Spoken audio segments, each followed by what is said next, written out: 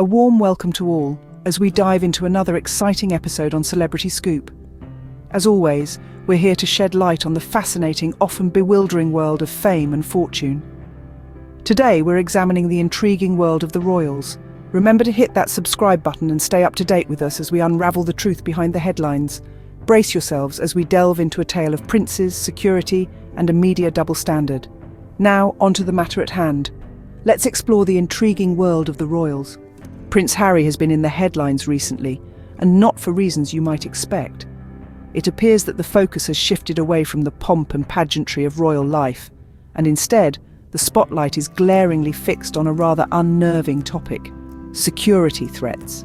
Yes, you heard it right. Prince Harry, the Duke of Sussex, has been grappling with a series of disturbing security threats. This isn't about the occasional paparazzi ambush or tabloid gossip. We're talking about the safety of his wife and children, the kind of threats that keep you up at night, the kind that make you question the very foundation of your life. The young royal has been under a constant barrage of media scrutiny, but this recent development takes things to a whole new level. It's a stark reminder that for all its glitz and glamour, royal life comes with its own set of unique challenges. It's a chilling reality that our beloved prince and his family have to navigate every single day. In response to these threats, Prince Harry has been fighting tooth and nail, not for a crown, not for power, but for the basic right to safety. His plea for protection is not a demand for special treatment, but a desperate call for help in the face of genuine danger. Yet here's where things get interesting. Amidst the whirlwind of fear and uncertainty, Harry's plea for security has been perceived by some as an attempt to overshadow the king. Yes, you heard that right. His fight for safety, for his family's well-being, is being misconstrued as a power play, a calculated move to steal the limelight from the king. Intriguing, isn't it? The narratives we choose to believe, the stories we choose to tell. One man's fight for safety becomes another man's play for power. It's a fascinating study in perception and bias, and it makes you wonder, where do we draw the line between royal duty and human rights? On the other side of the coin, we have Prince William. The man who would be king is currently leading a life that seems to be largely untroubled by the controversies swirling around his younger brother, Prince Harry. Recently, he was seen jetting off to Paris, not on official royal duties, but to enjoy a football match, a seemingly normal activity for any passionate sports fan. But this is where the plot thickens. While Harry is grappling with serious security concerns, William is basking in the glow of public adoration, his every move met with applause and admiration. His trip to Paris was covered by the media with the same fervour and excitement as a royal tour. The cameras loved him, the crowd cheered for him, and the press painted a picture of a prince who is down to earth and relatable.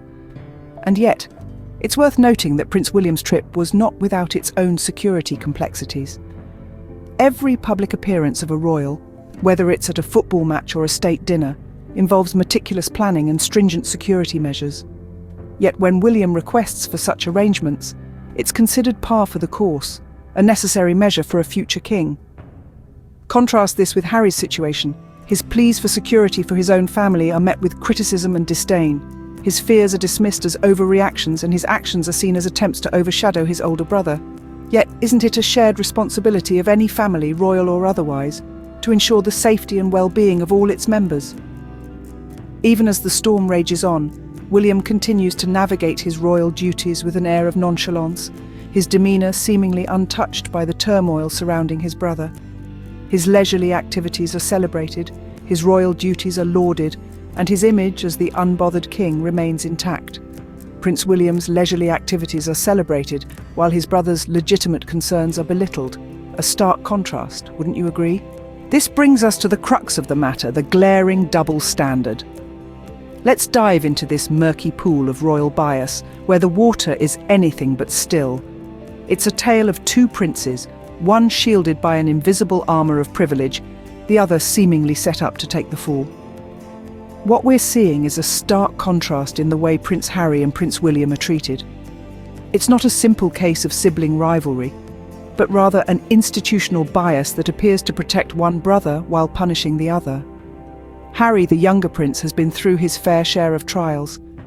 Security scares that would send chills down anyone's spine, media attacks that have left scars, and the very real danger that comes with being a public figure. Despite all this, he's not asking for a crown or a throne.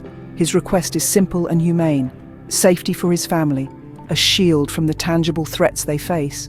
And yet, his pleas are met with criticism, painted as attempts to overshadow the king. On the other hand, we have William, the future king, basking in the royal glow. He jets off to Paris to watch a football game, gives interviews with a smile, and poses for cameras as if he doesn't have a care in the world. The press paints this as royal excellence, showering him with praise for his unbothered demeanour. It's not hard to see the discrepancy here. Harry, battling real-world threats, is dubbed a problem, while William, enjoying a sports trip, is lauded for his nonchalance. It's a narrative that's as skewed as it is unfair. So what's really at play here? This isn't about overshadowing anyone. It's about a system that seems to favour one brother and penalise the other. It's about a narrative that's been carefully crafted and maintained for the public eye. But here's the thing: the veil is lifting. The system, once shrouded in mystery and royal allure, is becoming increasingly transparent. The double standards are no longer hidden behind palace walls, but out in the open for all to see. And we are watching. We see the bias, the unfair treatment, the double standard. We see a prince fighting for his family's safety being vilified, and another enjoying life's pleasures being hailed as a hero. It's a system that's becoming increasingly transparent, and we're all watching. But what do you think? As we delve into these narratives, it's essential to remember that we're not here to pick sides or point fingers. This isn't about pitting one prince against another, nor is it about demonizing the media. No, this is about fostering a discussion, about generating a dialogue that goes beyond the headlines and the paparazzi shots. We encourage you to look beyond the surface, to peel back the layers and really consider the dynamics at play. How do we perceive the actions of these public figures? What expectations do we have of them? And are these expectations fair? Is it right to scrutinise every move they make, every word they say? And where do we draw the line between public interest and personal invasion? The story of these two princes is not just their story. It's a reflection of our society, of how we view fame and privilege, of how we treat those in the spotlight. It's a mirror that shows us not just their lives, but our attitudes and biases too. So we invite you to join the conversation. To question, to analyse, to ponder. Are we quick to judge? Too eager to form opinions based on snippets of information? Or do we take the time to understand? To empathise, to see the bigger picture? This isn't about finding definitive answers. It's about starting a conversation, about sparking a thought process, about stimulating a dialogue. It's about challenging our perspectives and broadening our understanding. And it's about recognising that every story has multiple sides, multiple shades, and multiple interpretations. So let's delve into this intriguing saga. Let's dissect it, discuss it, and dissect it some more. Let's not just consume the story, but contribute to it. Let's not just witness the narrative, but be a part of it. We're eager to hear your thoughts on this intriguing saga. As we conclude today's episode, we hope you found it enlightening. We've journeyed through the complexities of royal security, observed the unbothered king, and uncovered the glaring double standards.